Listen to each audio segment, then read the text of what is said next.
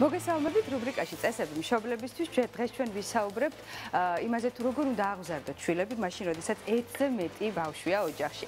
დაბადების რიგითობა, რომ ადამიანის ხასიათს მეტნაკლებად განსაზღვრავს, ამის შესახებ ფსიქოლოგები უკვე კარგახანია შეთანხმდნენ და კვლევები დღემდე მიმდინარეობს. მე ახლა მინდა წარმოგიდგინოთ სიდნეის უნივერსიტეტის მიერ ჩატარებული კვლევა, ცოტა ხნის წინ ჩატარდა ეს კვლევა, 5000 ბავშვს ჩაუტარდა. რა თქმა უნდა, ეს არ შეიძლება განზოგადდეს, მაგრამ ამ კვლევის მიხედვით აღმოჩნდა, რომ უფროს შვილებს აქვთ უფრო მაღალი IQ და ამას მეცნიერები იმით ხსნიან, რომ უფრო მეტი სიყვარული, სითბო და ყურადღება აქვთ უფრო შვილებს. მაგრამ ეს შეიძლება იყოს, რა თქმა უნდა, სადავო. თუმცა არის თვისებები, რომლითაც უფროსი შვილები მაინც გამოირჩევიან სხვა შვილებისგან. ისინი არიან უფრო ფრთხილები, მოწესრიგებულები, პასუხისმგებლობის გრძნობა აქვთ უფრო მაღალი, კარგი ყოფაქცევით გამოირჩევიან, მიზანდასახულები და ლიდერები არიან. ახლა მე გაჩვენებ თუ ვინ არიან ცნობილ ადამიანებს შორის უფროსი შვილები. ეს არის უინსტონ ჩერჩილი, ოპრა უინფრი, ბიონსე, კეით მიდლტონი, სილვესტერ სტალონე და სხვები. რაც შეეხება შუათანაშვილებს. შუათანაშვილებზე ამბობენ, რომ შუათანა ცდილობს დაეწიოს უფროს და გაუსწროს და ამავდროულად აქვს იმისი შიში, რომ მას არ დაეწიოს თვითონ უმცროსი და არის ასეთი სულ მოჭიმული და სულ კონკურენციაში. თუმცა ისინი გამოირჩევიან მშვიდობის მოყვარულობით, დამთმობები არიან, მეგობრულები არიან და ყავთ თურმე ძალიან დიდი სამეგობრო წრე და ამას იმითაც ხსნიან, რომ ისინი მეგობრობენ როგორც უფროს თაობასთან, ასევე უმცროს თაობასთან, ამიტომ კარგად ეწყობიან და ზოგჯერ თურმე ურჩები და მეამბოხეებიც ყოფილან ეს შუათანაშვილები. ცნობილი შუათანაშვილები არიან ბილ გეიტსი, მადონა, ენ ჰეთავეი, ლედი დი, ბრიტნი სპირსი და ასევე დონალდ ტრამპი. რაც შეეხება უმცროს შვილებს. უმცროსი შვილები ზოგადად არიან ხოლმე განებივრებულები და ხშირად ამბობენ, რომ გათამამებულები არიან. მათი თვისებებია, რომ არიან მხიარულები, კრეატიულები, მანიპულატორები და არტისტულები ყოფილან და ცნობილი უმცროსი შვილები არიან ჯიმ კერი, ანჯელინა ჯოლი, ჯორჯ კლუნი, სტივ მარტინი და ასე შემდეგ. ესეთები არიან ადამიანები, მათი ხასიათი ზოგადი დაბადების რიგითობის მიხედვით, მაგრამ ეს ყველაფერი გარდა იმისა, თუ დაბადების რიგითობით მე რამდენია ბავშვი, ძალიან მნიშვნელოვანად არის დამოკიდებული იმაზე, თუ როგორ აღზრდის მშობელი და რას გამოიყენებს, რა ფრაზებს გამოიყენებს ბავშვთან მიმართებაში. მე ტრადიციული ჩემი სიუჟეტების სერიიდან მინდა შემოგთავაზოთ ერთი სიუჟეტი, სადაც გაჩვენებთ თუ რომელი ფრაზები არის აკრძალული ბავშვთან მიმართებაში და რომელი არის დასაშვები, ასე რომ ვნახოთ.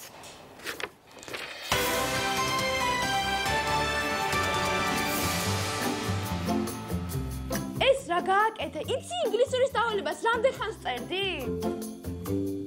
ღირსი ხარ. რა ხდება? ინგლისურის სწავლება დამიხია და რამდენჯერ უნდა უთხრა, რომ ჩემ ნივთებს ხელი არ მოკიდოს? რა ვუთხრა მასწავლებელს? რამდენჯერ შეიძლება გითხრა ლიზა, რომ პატარაა და უნდა დაუთმო? ეგ ყოველთვის პატარა იქნება. ხოდა შენ სულ უნდა დაუთმო. მეც რო გავუფუჭე თავისი ნამუშევარი? აი რა. რა ხდება გოგოებო? ინგლისურის დავალება დამიხია. რა ვუთხრა მასწავლებელს? თუმცა დედა, შენ დაუხრიე? ხო. დედიკო, რა უთხრას მასწავლებელს? აი მითხარი გაკვეთილებს, რომ ეცადინეობს ადამიანი, მერე შენ მიდიხარ და უხებ ეს კარგი საქციელია, დედა? მოდი ახლა როგორმე დავიხმაროთ ლიზას. კარგი? მანახე რა დაგიხია? ბოდიში ლიზა, მეც აღარ ვისა. შენ ვიგდით, რომ ასე აღარ აწყენინათ ერთმანეთს და დაიხმარეთ.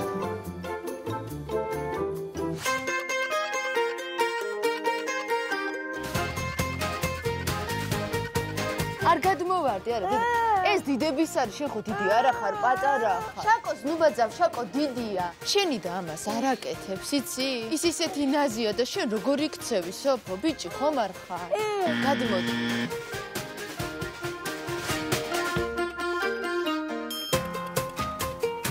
მოდი ერთად გავაკეთოთ აი ყოჩა ხდე ყოჩა კარგია ეხლა ჩამოდი ყოჩა სოფო ყოჩა ხო არაფერი იტკინე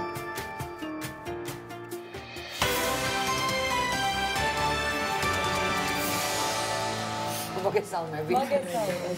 აი ჩვენი გადაცემაში სტუმრად მოვიდნენ დები ქორქიები, ანუ კიდე ლიკა ქორქია, რომლებიც გაგვიზიარებენ ახლა თავიანთ გამოცდილებას იმის შესახებ, თუ როგორი ურთიერთობა გქონდათ ბავშვობაში. იყო თუ არა თქვენს ცხოვრებაში ესეთი ფრაზები, უფროსი ხარ და დაუთმე. ჩვენ განსხვავება რამდენია, ეგეც საინტერესოა. 1 წელიწადი და 15 სულ რაღაც. დანიკვება რომელია უფროსი? ეს არ ვიცი, მაგრამ უბრალოდ დავინახე თქვენი ბავშვობა და მივხვდი, რომ ის რომ მე მინდა მასზე კარგი ან ლამაზი ვიყო, ალბათ ეს ფაქტორი თქვენ შორის არ არსებობს. ორივე ძალიან ლამაზები ხართ და იყავით. თუმცა ძალიან ხშირად ხდება ხოლმე, რომ უფროსი შვილი შეიძლება 1 წლით უფროსი იყოს, მაგრამ მთელი ცხოვრება ის უფრო უფროსია და რაღაცა სხვა პასუხით ცხოვრება უფროსი ვარ მე, ეს ნამდვილად ასეა, კონკურენცია არ გქონია, მაგრამ ალბათ იმიტომ, რომ რაღაც გქონდა ძალიან ჯანსაღი ურთიერთობა, ძალიან ხშირად გვეუბნებიან, რომ აი თქვენ ისეთი დობა გაქვთ, ჩვენ კი არ გვაქვს ისეთი დობა, ჩვენ ნორმალური დობა გვაქვს, ასე უნდა იყოს. დანარჩენი რაც უფრო სუდად, თუ სადმე უფრო სუდად მინდის საქმე, ის არის ანომალია, თორე ჩვენ არაფერი განსაკუთრებული არ გვეკეთებია ერთმანეთისთვის. და უნდა იყოს საუკეთესო მეგობარი და თუ შეგიძლია იყო კარგი მეგობარი, ეს არის ნორმა. ხო, მაგრამ დანარჩენი გადაასრულე აქ საუბარი იყო უმცროზე, უფროსი ხარ დაუთმე. ამ პატარას რაღაცა კაპრიზია, უფროსმა უნდა რაღაცნაირად თვალი დახუჭოს, გაუკეთოს, მისცეს, დაუთმოს, ანუ ეს აქ გქონია. ჩემი თვითშაგრებოდი და უფროსების თითქმის თითქმის გარეშე, იმიტომ რომ ვიყავი ძალიან ცელკი და ხმაურიანი, მაგრამ არ ვიყავი მავნე. თუ რამეს ვაშავდი, საკუთარ თავს ვაშავებდი. ეს იყო ძალიან მავნებელი, ნუ რაღაცას გაკეთდა, რაღაცას გამეყებდა კი და ჩუჩუმელა.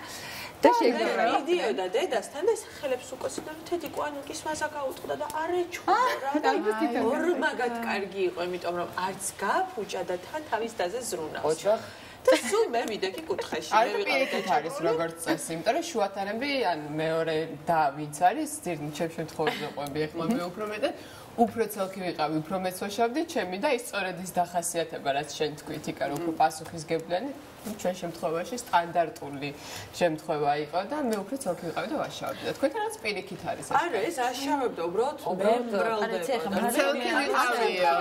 ლიკა გამოდის უმცროსი, ნაბოლარა და მას ნაბოლარასთვის ეფექტია.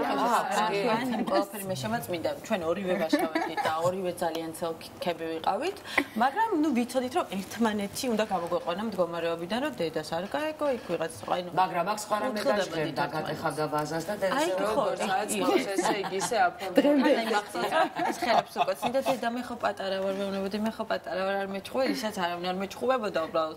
ჩემი დავსვადო და მე დიდ ლექციას წამოკითხავდა და ეს ლექცია არ შემეწო. ანუ როლში იყო რომ იყო პატარა და ყველაფერი როგორც უნდა რომ ყოფილიყო ისე, იმიტომ რომ ნუ ალბათ ისიანები ურევდნენ, ხა მე არ მახსოვს ეს ფრაზები, რომელსაც მეუბნებოდა რომ ის პატარაა და უცებად ისე უნდა იყოს როგორც მას სურს, მაგრამ ნუ ალბათ ეს ასე ხდებოდა. იმდენად ამას იყო შეჩვეულ, ხა გარეთაც სახლში შეიძლება ვიღაცამ დაგითმოს, მაგრამ გარეთ ეზოში უამრავი ბავშვია, უამრავი მშობელი, არავინ ეს შენ ჭუაზე არ გადაარევს, ხამართალია.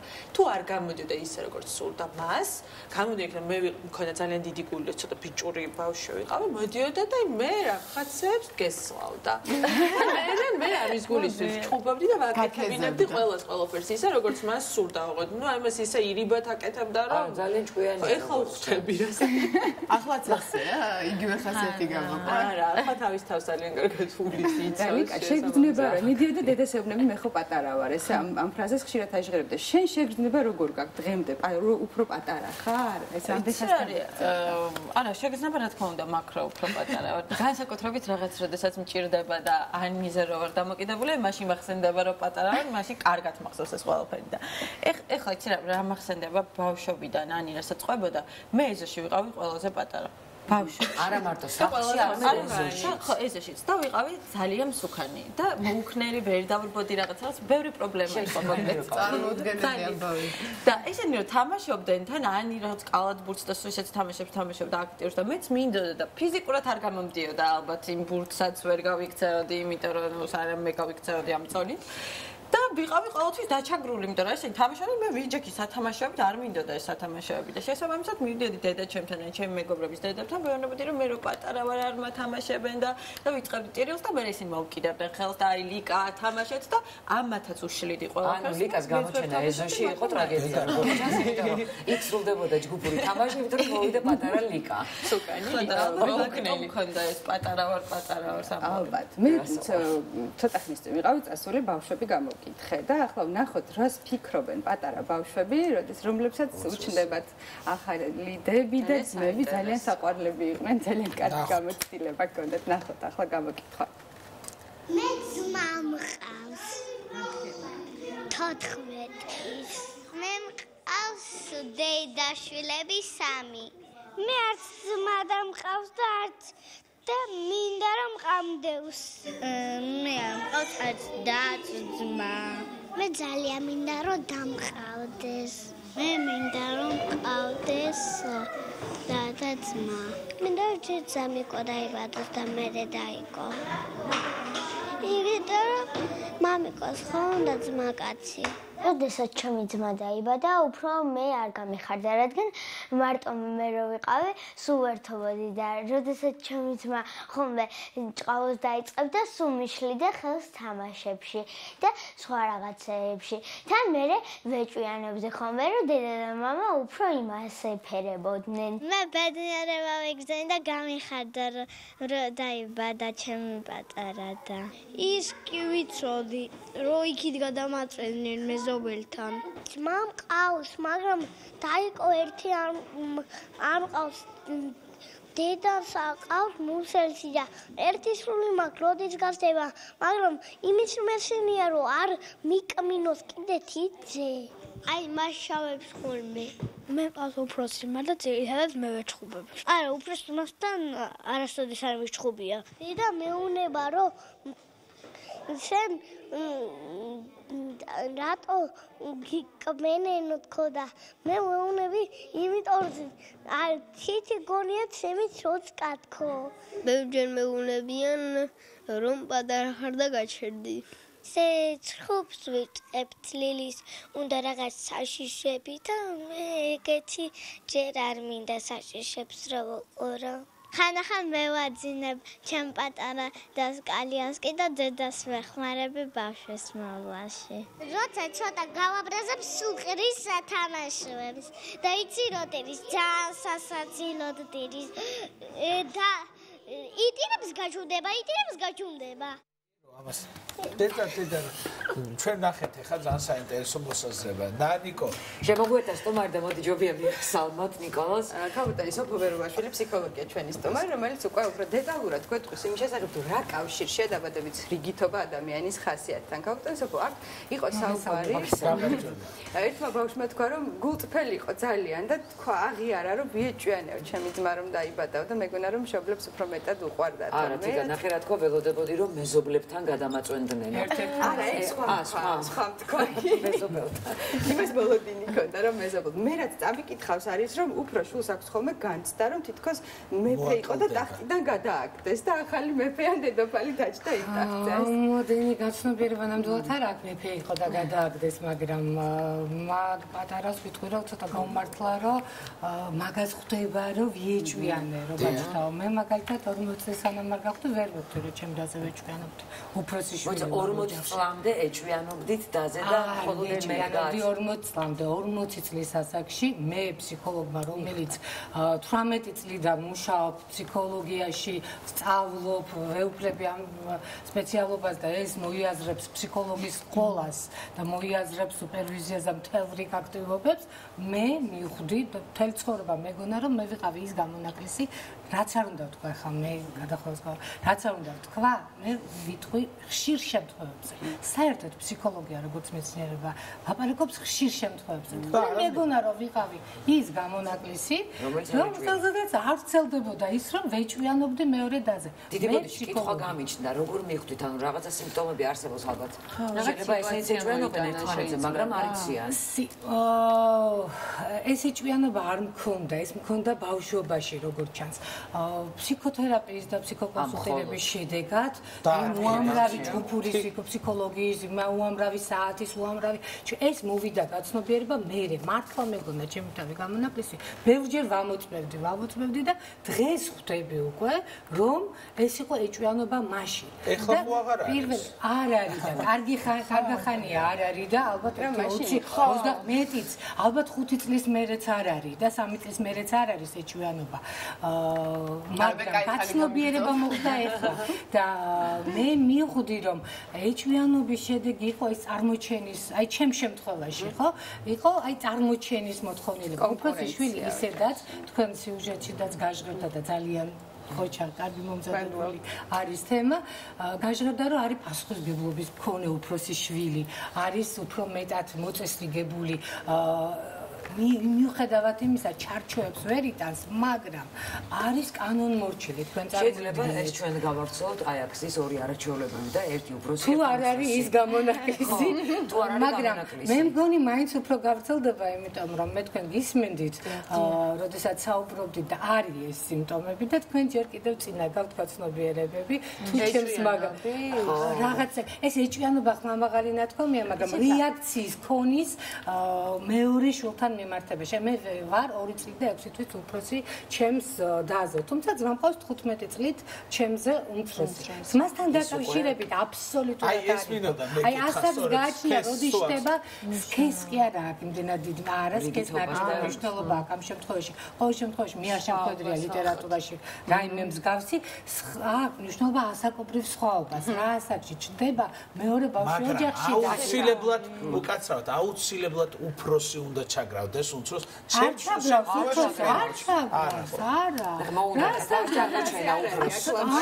ჩაგრავს, რას ამბობთ? პირიქით, კი არ ჩაგრავს, თვითონ იჩაგრება. აი რა თქვი შეიძლება. თვითონ იჩაგრება რაღაც მშობლებს, რა თქმა უნდა, ეს არის სტერეოტიპებიც, ეს არის მშობლებიც, მაგრამ მშობლებსაც ვერ გავამტყუნებთ, იმიტომ რომ როდესაც მშობელი ამბობს, შენ უფროსი ხარ, მართლა უფროსი ხარ, მაგრამ მე როგორც ფსიქოლოგი ვურჩევდი, რეკომენდაციას მივცემდი მშობლებს, რომ ეს სიტყვები ნაკლებად გამოიყენება.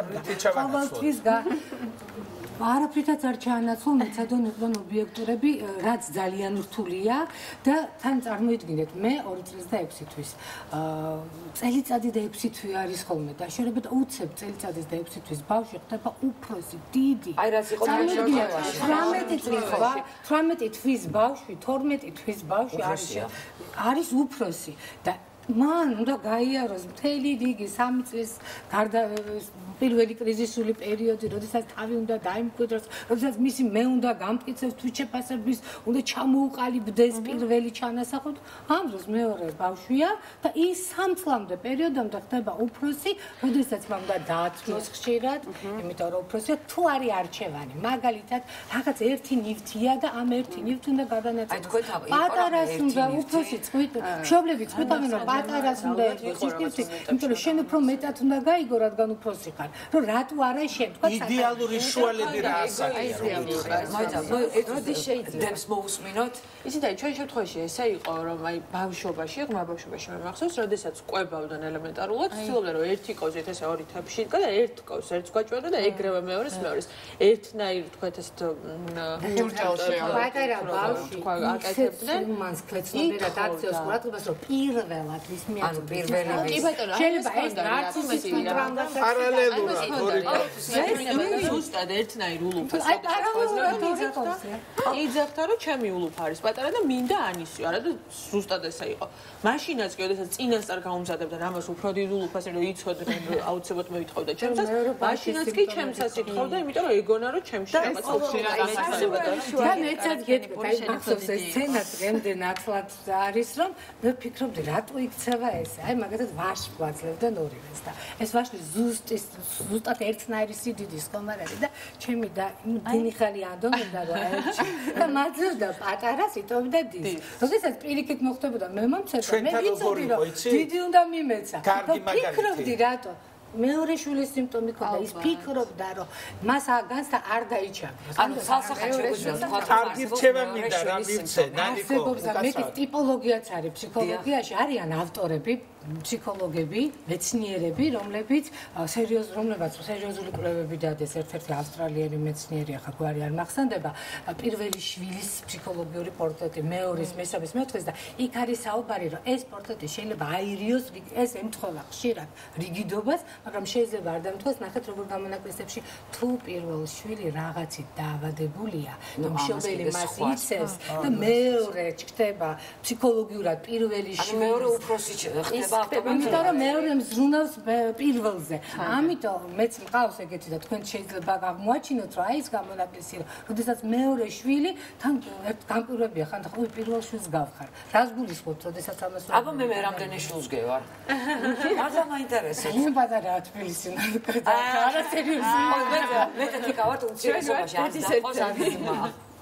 და დედის ერთებისთვის მთელი ცხოვრება მესმოდა რომ დედის ერთები არიან ეგოისტები და რამდენად არის ეს მე სულ ვაპროტესტებ ამას რომ არ ვართ ეგოისტი თქო და რამდენად არის ჭეშმარიტებასთან ახლოს კიდევ ერთხელ ვამბობ შეიძლება თქვენ ხართ ის გამონაკლისი როდესაც ვიტყვით რომ ესე არ არის მაგრამ თუმცა როგორც წესი როდესაც ყველაფერი რაც გააჩნია როგორი ოჯახური გარემო აქვს და როგორი ატმოსფერო იყო თქვენ მშობლებს შორის და როგორი დამოკიდებულება ჰქონდათ მათ ერთმანეთთან და ბებია ბაბუასთან და ასე შემდეგ და რა გავლენების ქვეშ მოექეცით მაგრამ კარგიც და ცუდიც ხვდება ერთს არაფერს არ ანაწილებთ იმ ვაჟსაც კი კონკურენციაც არ აქვს სადაც კი და იმას მე მახსოვს აი ტასაც მე ჩემ დას ქონდა ყველაფერი რაც ქონდა მე დანის ამოსილა მე არ მქონდა იმიტომ რომ მე უფროსი ვიყავ და არც გამჩენია აზრად მაგრამ იცოდნენ ოჯახში რომ თუ რამე მეკნებოდა მას არ ეკნებოდა ეს ხალხადოსობა დრო რო არ გაგვექცეს დაუბრუნდეთ ისევ ჩვენ არაჩვეულებებს ტომეს ერთი ულუფიდან ჭამდნენ რიგითობით იყო ხანშე პირველი ალბათ ხანშე ერთი და იგივე ზომის პური და კარაკი მაგრამ პატარას ეგონა ხო ანის ყოველთვის რო დიდი ქონდა მაგრამ ნამდვილად არ იყო ასე და იცით რა შეესაბამება მართლა ფიქრობთ ესე მე ისე ხედავდი რომ ანის აი ხედავ სადამდე გამოყოლია ეს სტრესი რომ აი ეს ამა გაუარა ამ ყველაფერს მაშინ როდესაც თვითონ მივხვდა რომ მე ვიყავი მასე ძალიან შეყვარებული იმიტომ რომ შეიძლება უცნაურ რაღაცას ვამბობ მაგრამ კონდა როგორი დამოკიდებულება იცით მხოლოდ მას შემდეგ მომეხსა რაც შემეძინა მე თვითონ შვილი და მივხვდი ზუსტად რა განწყობაც მე მაქვს ჩემი შვილის მიმართ ისეთივე მაქვს ლიკას მიმართ არ არის არაფერი რაც შეიძლება ვთქვათ მე ვერ გადავლახო მაგრამ ძალიან სენსიტიური ვარ მასთან დამოკიდებულებაში ნებისმიერ პატარა რაღაცას განვიცდი ნუ აი რაღაცა კატასტროფული სიმძაფრით და პარები ხარ ხო ნუ ჩემ თავზე ნამდვილად როგორი თვალსაჩინო აი ძალიან კარგი სტუმრები ყავთ ჩერჩეული ამ თვალსაზრისითაც აი კლასიკაა უფროსი შვილის რასაც ლაპარაკობს იმიტომ რომ ზრუნვა სიყვარული პატივისცემა თანხმედრი პროცესებია რაც მეტად ზრუნავ მეტად გიყვარს რაც მეტად დებ მეტად გიყვარს უნებრივია ეს არის და უფროს შვილის თუ ის ფსიქოლოგიურად ნორმალური ადამიანია ხო ყველა შემთხვევაში უყვარს და ეს სიყვარული არ იზომება იმიტომ რომ ყველა სიყვარული მაგრამ ეს არის უმცროსაც უყვარს მაგრამ უმცროს ყოველთვის განცდაგდა ნახე ამბობს რომ მე მართლა მგონია რომ შენ თქონდა უფრო დიდი კარაკიანი პური ხო შეიძლება უნდა აღნიშნო მეორეს ესე გონია სულ პირიქითაც რო იყოს მაგრამ აი გავიდა ბევრი დრო აღარ აჭმევენ პურ და კარაკს დღეს როგორ გიყვარს შენი და დღეს რა შეიძლება ვთქვა რომ ყველაზე ან ჩემთვის არის პირველი ჩემ თავზე ბევრად უფრო მიყვარს ან ჯერანი მიყვარს მე მიყვარს ჩემი თავი და მე უკვე რაღაცა მაგრამ უნდა აღნიშნო ისიც ბოდიში ნიკოლას ორი წუთით ვიტყვი ისიც უნდა აღნიშნო რომ დედა ჩემი იძახდა შენ რო გაძინებ ვითა პატარა რო იყავიო ანი პატარა სკამზე დაჭდებოდა და საათობით დარაჯობდა რომ არ გაგხვიძებოდა ან არ გეტირა და ჩვენ ზრუნავდა უფროსი შვილი რა თქმა უნდა და ერთი წეხან კითხვა დაისვა რომელი არის ეს ოქროს შუალედიო როგორი დაშორება უნდა იყოს და მაინც მინდა ვახსენო ეს 5 წელი რადგან უმრავლეს ლიტერატურაში რომელიც ამ კუთხით არსებობს და მეცნიერ კვლევებში არის მითითებული რომ 5 წელი არის ის იდეალური შუალედი შვილებს შორის რომლის დროსაც 5 წლის ბავშვმა ანუ რომ გაივლის ამ განვითარების სტადიაზე 6-7 წელს უახლოვდება შეუძლია გადახარშოს და მიიღოს უფრო ჯანსაღად ნაკლები ტრავმების გარეშე მეორე შვილი მაინც საუბრობენ ამ 5 წელზე. რა თქმა უნდა, ყველა შემთხვევა ინდივიდუალურია და უბრალოდ თუ 5 წელზე დაკლების შუალედია, ალბათ უფრო მეტი კონსულტირება, ალბათ უფრო მეტი ინდივიდუალ. აი არის რაღაც წიგნები ვიკითხოთ ლიტერატურა, არ არის ეს გამოსავალი და რატო? ყოველი შემთხვევა ინდივიდუალურია და მნიშვნელოვანია ინდივიდუალურად კონსულტანტთან ინდივიდუალურად გაიაროთ თავისებურებები თქვენი მდგომარეობის. ძალიან დიდი მადლობა. დიდი მადლობა მინდა გადავხადრო ჩვენ სტუმრებს ძალიან ბევრი საინტერესო რეკომენდაცია მივიღეთ და გამოცდილება. ბარამბოს garaში არ წავა. ბარამბოს არ მომეცა შესაძლებლობა რომ გამომეთქვა ჩემი აზრით მზივარესე ნახევარსაათი. მე მინდა რომ მომაწოდო მეორე ვარდისფერი, იმიტომ რომ სხვადასხვანაირი რომ ვიცი არ დახოცოთ ერთმანეთი და ამიტომ ერთნაირი შოკოლადები დაგასაჭურებლად ეს არის ძიანი შოკოლადის ფილა. პანაკოტას გულსართით და შოლოს შელეთი და თქვენ მოგართმევთ აგერ მეორე ნამცხვრის არ და რაც არის ხალხი მოყვარს ასე ამბობ. ძალიან დიდი მადლობა. მე მინდა რომ ყველა დას ესე უყვარდეს ერთმანეთი როგორც ჩვენ სტუმრებს ეს ლამაზები ჭკვიანები იშვიათად მინახავს. მოკლედ მშობლები თუ ხელს არ შეუშლიან დებს უყვართ ერთმანეთს და დედმამიშვილებს უყვართ ერთმანეთს. მოკლედ დიდი მადლობა კიდევ ერთხელ მშობლებო გიყვარდეთ ერთნაირად თქვენი შვილები და რაც არ უნდა ერთი ზომის პური და კარაქი მისცეთ უმცროს ყოველთვის ეგონება რომ მისი პური უფრო პატარა